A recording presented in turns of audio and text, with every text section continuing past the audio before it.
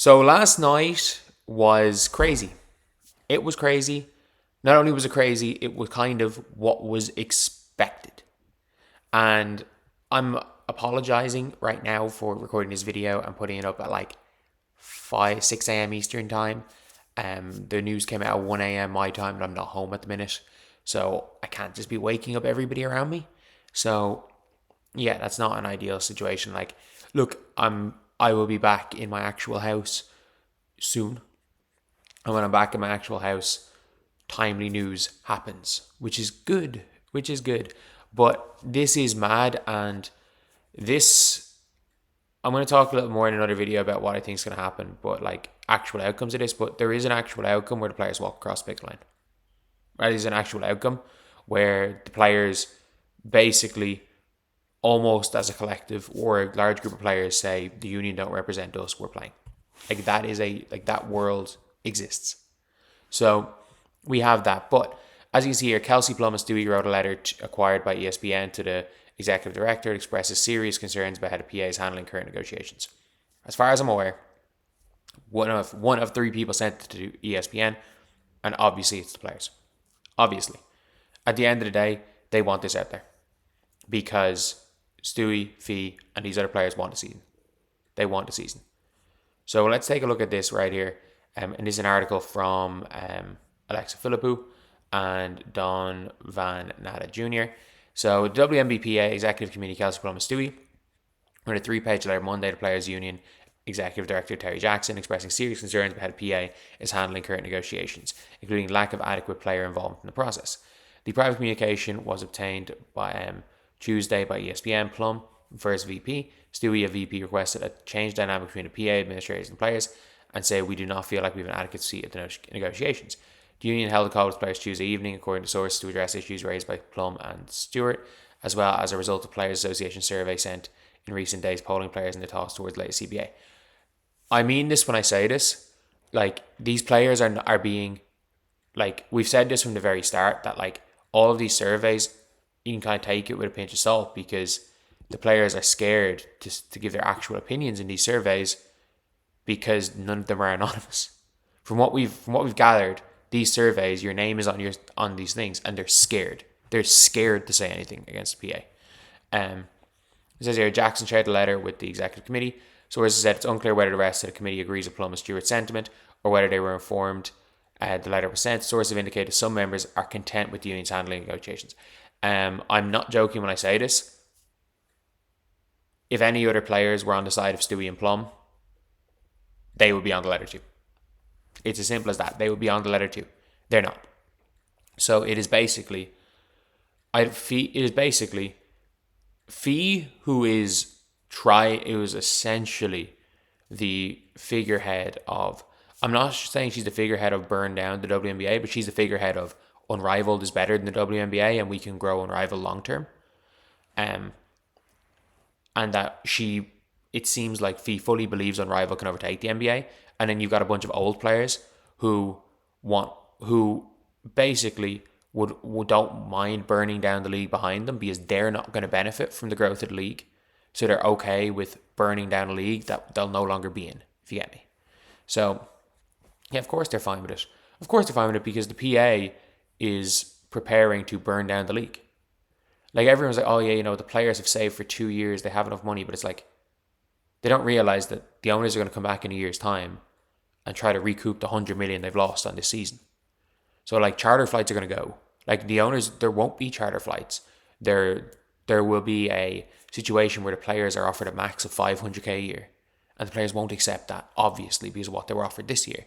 And there won't be a WNBA because the league has to recoup the 100 to 200 million that they've lost from this season not going ahead.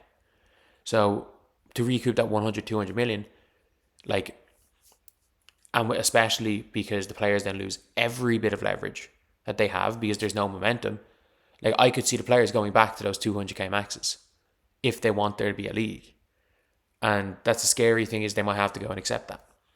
It says here, like I said, nearly a week before, yada yada, or try complete a new term sheet, 2026 regular season, doesn't really matter. But it starts with them expressing immense gratitude for Jackson's leadership over the past decade and the results she's garnered in that span, adding she believes she wants the best for the players. We're both frustrated when we not made more progress.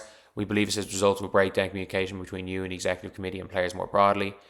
The WNBA opted out of previous CBA negotiations 17 months ago, and negotiations ran for the past 8 months.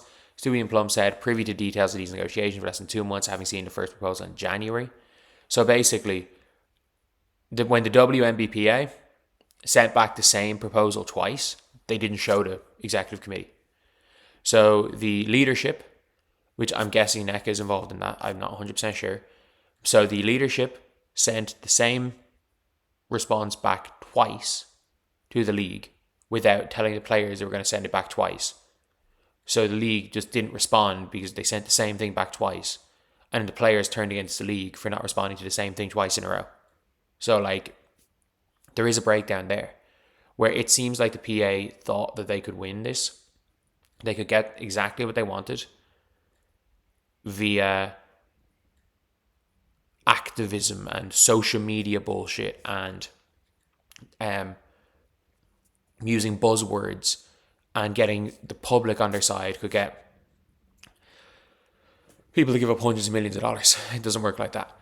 Not in 2026. And it says here, examples requested information include a detailed breakdown of the WNBA expense and revenue to the best of our understanding, a comparative analysis between potential loss of players of face in a delayed strike or shortened season versus potential gains achieved in the new CBA earned through continued negotiation, a clear description of how rookie salaries will be structured and how they will scale a rookie contract. So the players don't even know what the rookie contracts are going to be.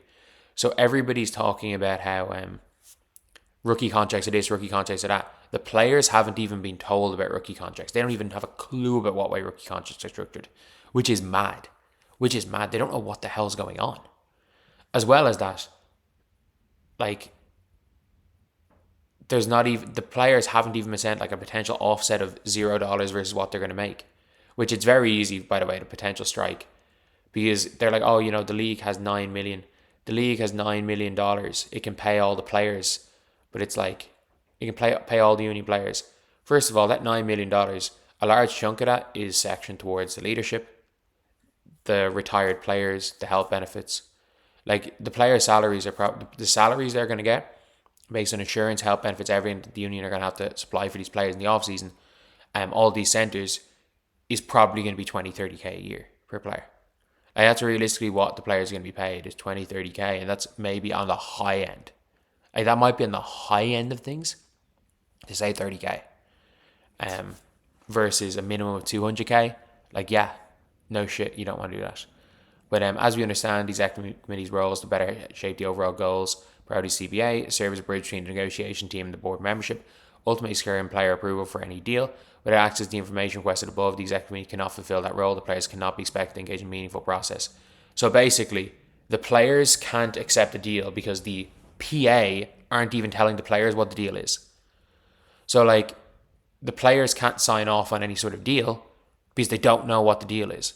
And, like, there's no way that the players would have, like, a lot of these players would have signed off on the WNBA saying, the league being like, okay, yeah, no gross revenue. And the players going like, what, we're actually going to lower our gross revenue from 27 to 26%. And we think that's going to get it. It's like, no, it's like, there's players there that's like, well, no shit, we're not going to get that. Like, what are we doing? But it says here they requested an executive meeting within 24 hours to discuss the request information, which turned into an all-player meeting. Again, I'm going to talk about this later. It is sabotage. That is literally sabotage. When we and other players have expressed concern with the league being made to feel as though we were against the interest of the PA, they said many players across the league feel the same frustrations expressed with us and feel unable to speak out. Again, intimidation. It is sabotage. It is a group of people. I don't know if it's the older players. I don't know if it's the PA executive committee. I don't know if it's we want this to be an activist and we're going to burn it down as an activist league rather than can grow it as a basketball league. And I think there's a bit of that to it as well. But that group of players, or that group of people that are involved in this, are willing to burn it down. And there are hundreds of players that aren't. ESPN reported has been strong about an executive committee. I mean, everybody. WNBA player body authorization executive committee in December to call a strike when necessary. And if we're being real here, no, but like, people made this vote to have like a united front, not because they want to strike. Last week, they received revenue sharing payments for the first time in history. they'll divvy up an additional 9.5 million to players from licensing. And I don't think people understand how little of this 9.5 million is going to go to the players, right? Like there's 155 players in the league. $9.5 million is like what? 75k per player. And you also have to take into account that 9.5 million to set up all these, like, if there is a strike, to set up all these like outside facilities for players to train, to have the medical staff on, to insure them. Like you're probably looking more so at the 30 to 40k range per player. And that's not including housing. Like that's not enough to survive off. It's actually not. In a lot of situations. Especially because if you are a player, if you're a pro athlete at that level, there are alternate costs. Like there are costs of living. You have to have a higher cost of living because of a lot of things the team covers for you. Like the team will cover food. The team a lot of the time cover medical staff. The team will cover your individual training. And if you want to be at that level, you're probably going to struggle to survive at that. But at the end of the day, before Unrivaled Plum told reporters that the offer they received from the WNBA reflects a significant win, well, yeah, where some players say it's a slap in the face. And it's very clear between the young players, and I'm not going to call Plum or Kelsey or Breanna Stewart young, but like they are players that benefit from playing basketball versus the players that care less, don't think of it as a basketball league and think of it as an activism league with basketball sprinkled on it. And it's the same when it comes to the quote unquote fans, because I'm not going to say that the old fans aren't fans of the players, because they are, but they're fans of the players as individuals. They're fans of the players as activists, which is why they're okay with laughing at that Caitlin Clark hate page, editing a picture of Caitlin Clark with 3 airbrushed pictures of WNBA players and a fourth of an edited picture of Caitlin Clark to make her look worse, baiting people to attack her appearance. Like, and WNBA players will retweet that page all the time, and I'm like, all right, but it's fine. Like they have their club, which was there in the past, and that club, Caitlin's their bully. It's like, look, I'm a guy from Ireland. It's like the stereotypical movie bullying shit that you see in American movies. Like it's weird. But other priorities list include agreeing to a cap, expanding with revenue sustainable to roster construction, where max players do not have to take the cuts to ensure a robust middle class. And I mean, I think there's fine with this. I think there's fine in genuine, like, but it says here, last week nearly a dozen player agents sent it. So the agents are at it. And finally the players are stepping up. Like we've said this for a while, that the players, it's clear that the agents, what they're doing and saying is on behalf of their players are scared to speak out. So the agents are coming in. And at the end of the day, what Stewie and Plum are doing right here is, like, it is what it is. They are pushing for something and they're pushing to play. Like, it's very clear the people in the league that are pushing for the future of the league, the people in the league that are pushing to get the best for the players, and the people that are trying to burn it down. Because let's be completely real. Throwing out crazy, unrealistic things in negotiation and negotiate and pretending to negotiate by demanding a non-negotiable. And you might be saying, oh, but the gross revenue thing is a non-negotiable for the players. But I'm like, the reason why, everybody knows the reason why it can't be done from the owners, even if all 13, 15 WNBA owners want to give gross revenue, there are enough stakeholders that won't, just with the whole structure of the league. And there are people willing to burn the whole thing down for whatever reason. Some, and what I believe is almost entirely selfish reasons, and with zero care about the future. And it's very clear when it comes to the CBA, when it comes to the everything about this, they don't care about young players. So anyway, see you guys.